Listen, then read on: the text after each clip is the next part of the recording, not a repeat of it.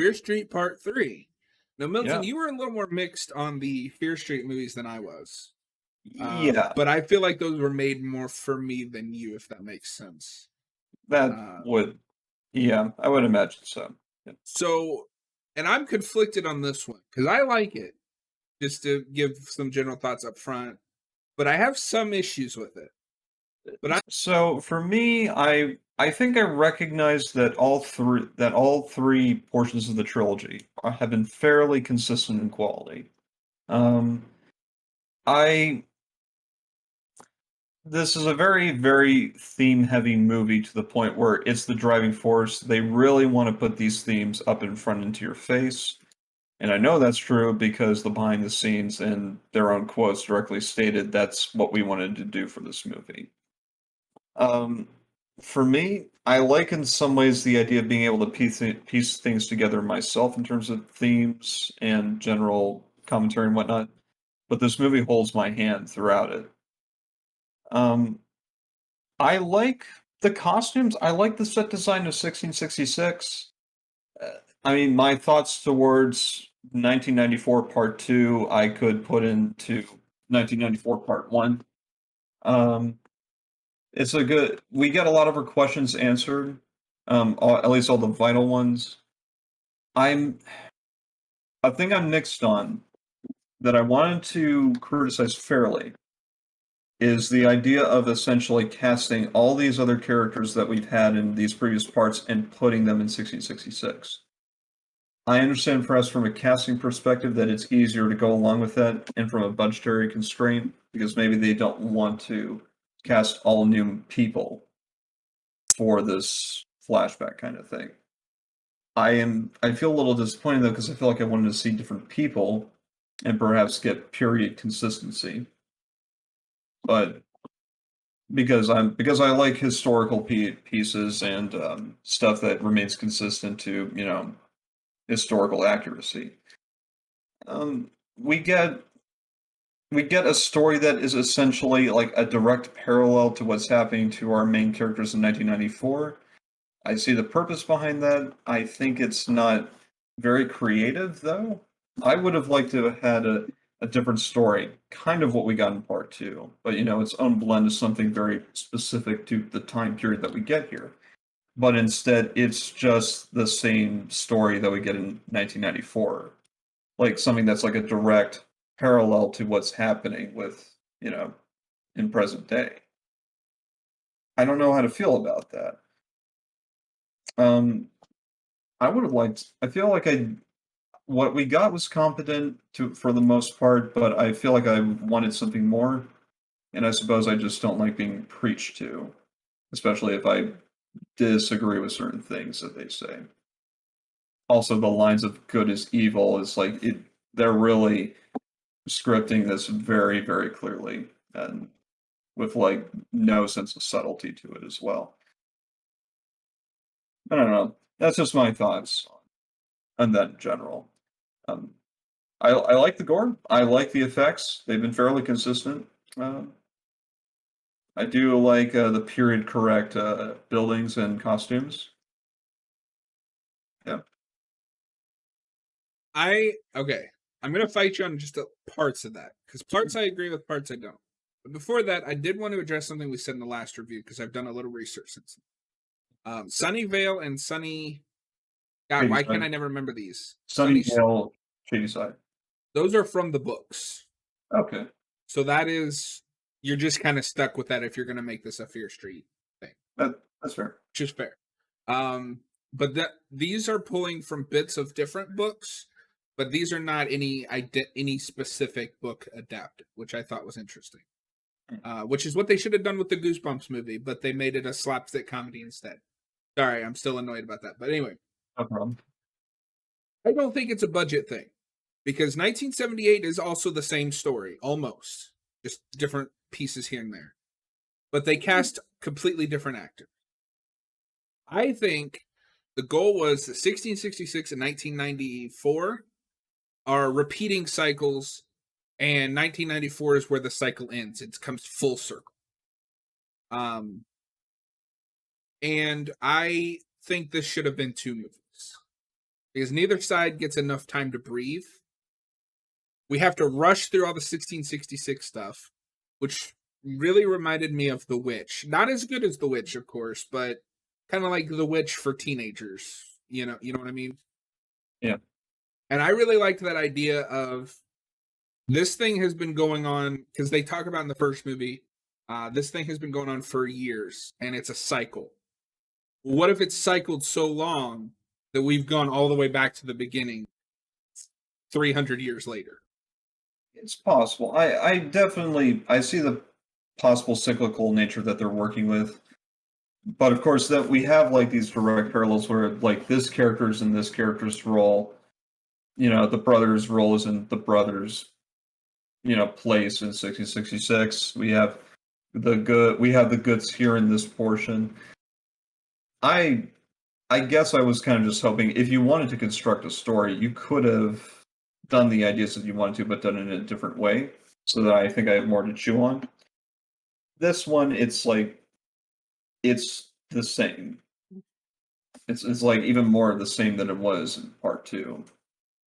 So, and I can definitely see that. And for anyone listening, and of course Milton as well, Milton is welcome to his own opinions. But this series is about dissecting and debating and talking. Exactly. I think you have a point, except for the time period makes all the difference. Because this story is, of course, about Fear. What's her first name? Sarah Fear. Sarah Fear and her girlfriend in the 1600s. Yeah. And I really liked that angle because obviously a slasher movie in the 1600s would not have been very engaging. Like, what are they going to do? Chase him around with a pitchfork? You know? But I thought there was a certain brilliance in examining what it would be like to be gay in the 1600s, or, what the general paranoia of the time was, which a lot of the paranoia stuff is what makes me compare it to The Witch, because that whole movie is about a family succumbing to paranoia. The issue is this is basically two films in one, because we have to wrap everything up because it's the end of the trilogy. So everything in the 1600s feels rushed, and then everything in the 1990s is just the climactic battle, which feels too long. I like what they do in part one, and I see a continuation of it in part two, so to speak, 1994 part two. I like the gadgetry and sometimes the preparation to getting into it, but it does overstay its welcome in the pacing, I think, towards the end.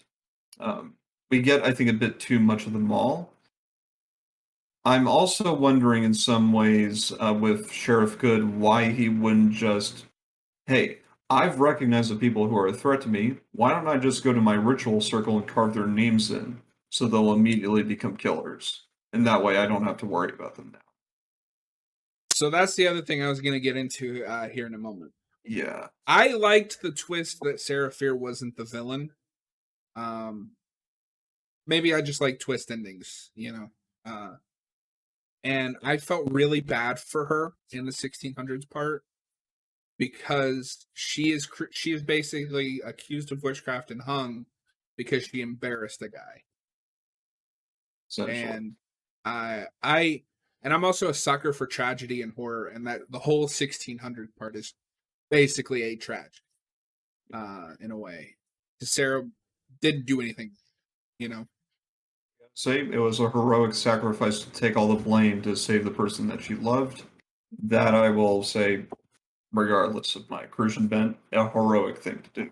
The problem is that when you get to who it really is, and then you find out who it is in modern times as well, it does not feel planned out.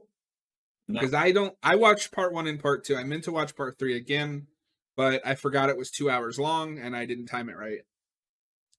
He does that thing that movies do, where the protagonist now knows he's the bad guy, so he's a bad guy.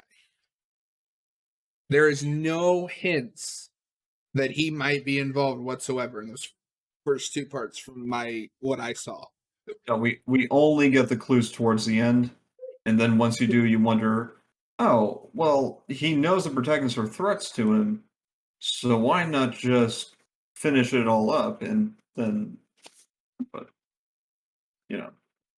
And also, I just thought about this, and maybe this makes more sense than I'm giving it credit for, but if it's him, why were the killers going after the blood of Sarah Fear, or not Sarah Fear, of what's the modern day counterpart, the girlfriend? What's her name? Shoot, I can't. Hold Olivia on. Scott Lynch. Hannah Yeah, Miller. Ella's. Yeah, Hannah Miller. Yeah. Why were they only after Hannah because her blood dripped on Sarah Fear's grave? If Sarah It, Fear isn't the bad guy. I, yeah, or why is it that dripping the blood onto Sarah Fear corpse would do it? Why did they even have nosebleed in the first place? Is it Sarah Fear calling for help, I guess? And then the bad guys want to cover things up, I guess? I think the nosebleed is because they do the curse in 1600s that what he's done, like they will tell people. And I think the vision that Hannah got, okay, I might have just made this make sense. The vision that Hannah gets is the curse that's in the 1600s. Sometimes, you just got to talk these things through.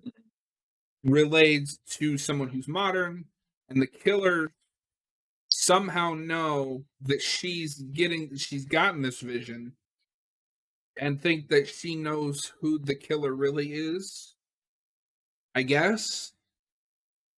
I then would wonder why Satan would make so much effort, I guess. I don't know. Maybe it's just maybe it's Sheriff Good who's trying to cover his tracks, I guess, Well, no, and there's that's what I'm just fail saying. safes in place, as No, you were saying. that's what I'm saying. The Sheriff Good is sending them after Hannah because he somehow knows that she's gotten the vision, but doesn't know that she has no idea what was in the vision because it was all. Yeah, but then if you feel like there's a potential that she knows, and if you know these people are like because these guys are into genealogy, so they would know who's related to who.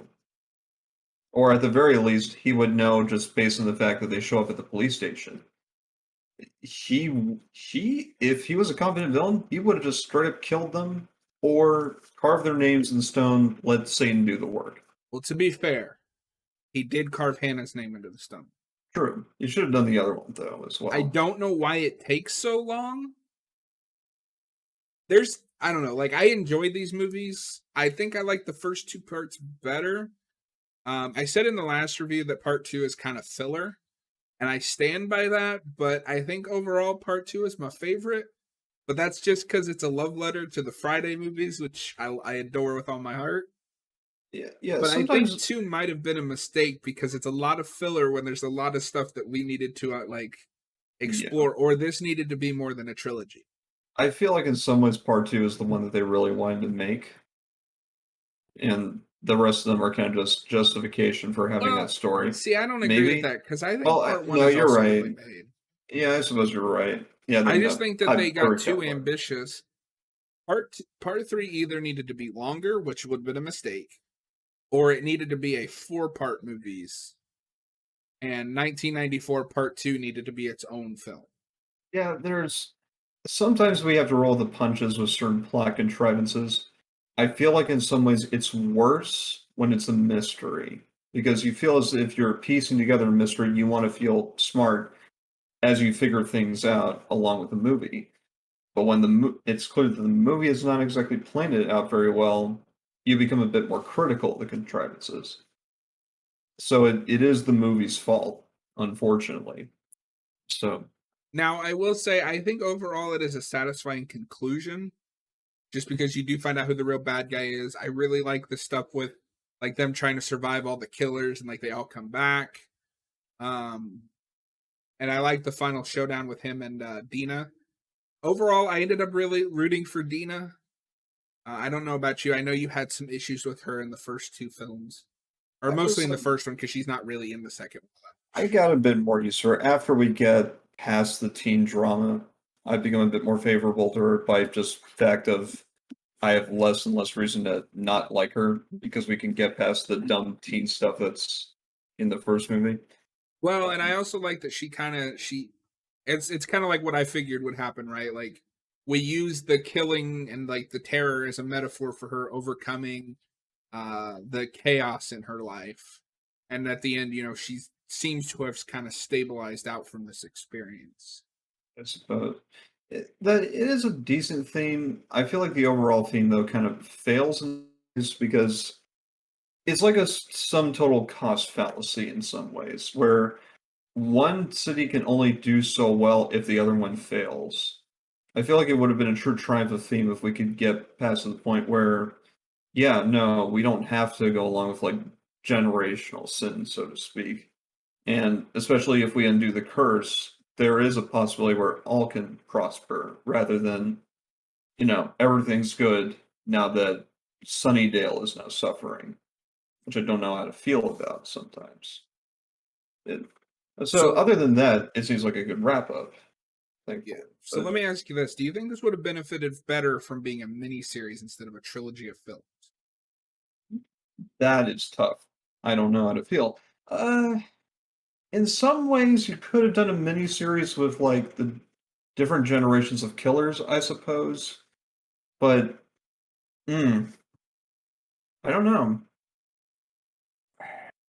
A miniseries, it might have given them more breathing room and more time to develop things. But then again, write stuff ahead of time, construct it, know where you want to start, know where you want to end, and try to place it together logically.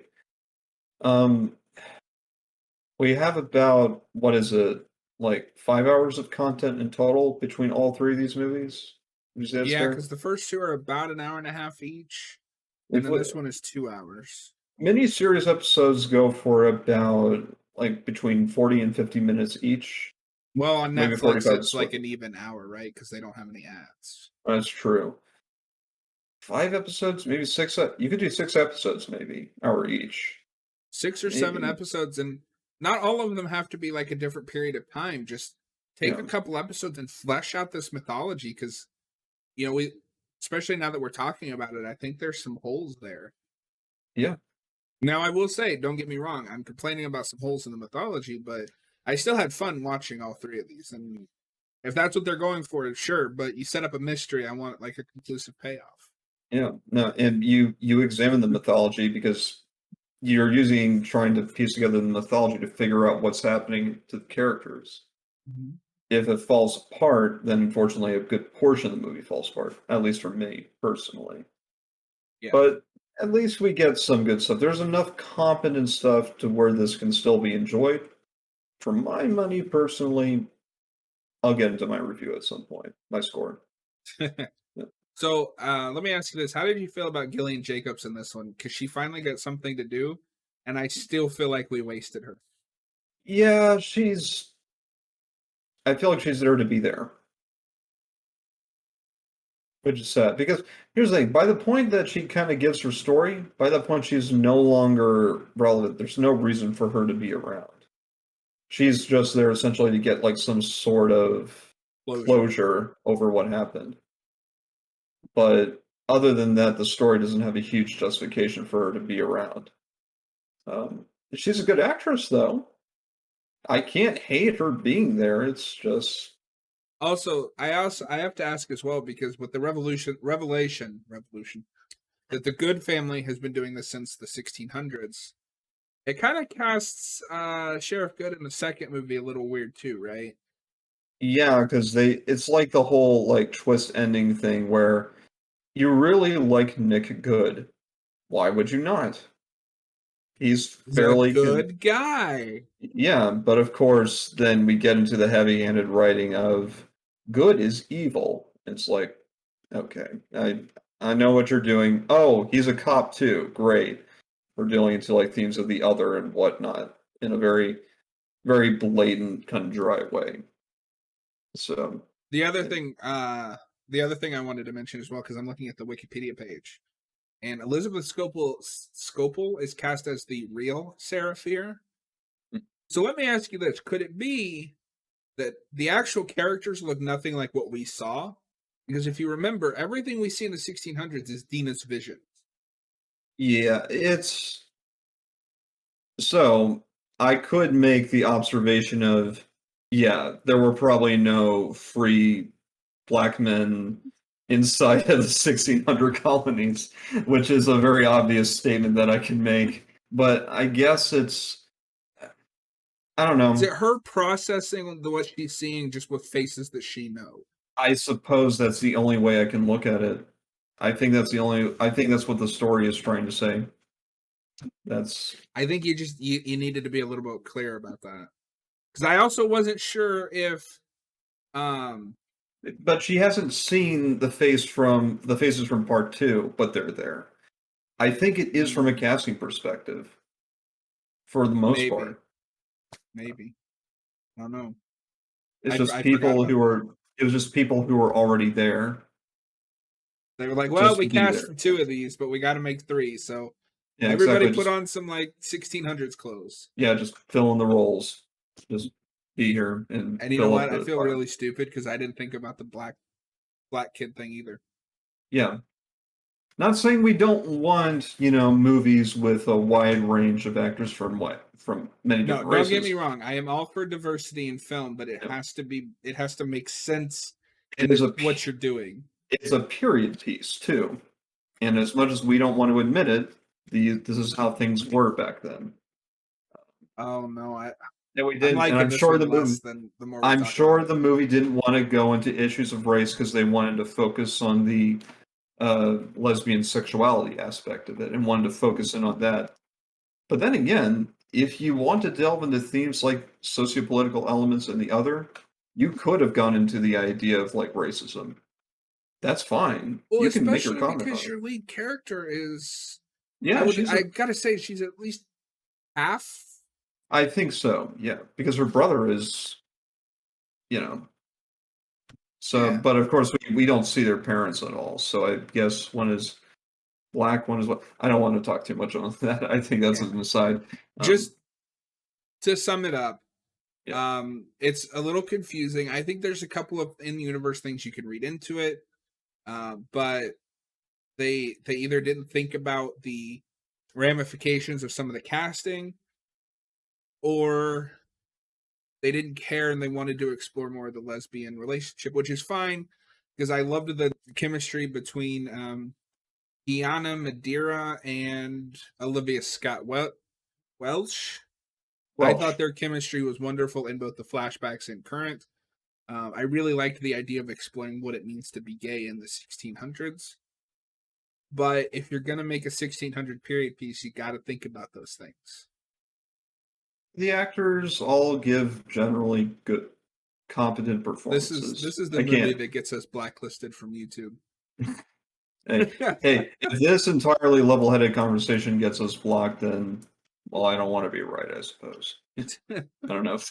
But no, Anyway, yeah, this one's definitely fallen down a little bit. I still like it, but I feel like I need to rewatch it thinking about these things. See if I notice some of it, because obviously, the first time you're watching it, you're just watching it for like, how is this gonna unfold and what's this gonna happen? At least me personally. Um, but yeah, there's not really a lot to say about the '90s part because it's really just a giant showdown with all of the killers again. yeah, you get the same set pieces that we've gotten in previous stuff. It's like we're essentially recycling all the stuff that we've already established and not giving anything new. I like the squirt. I like the squirt guns.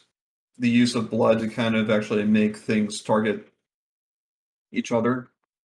I then wonder, well, why didn't we go with that earlier? But you know what?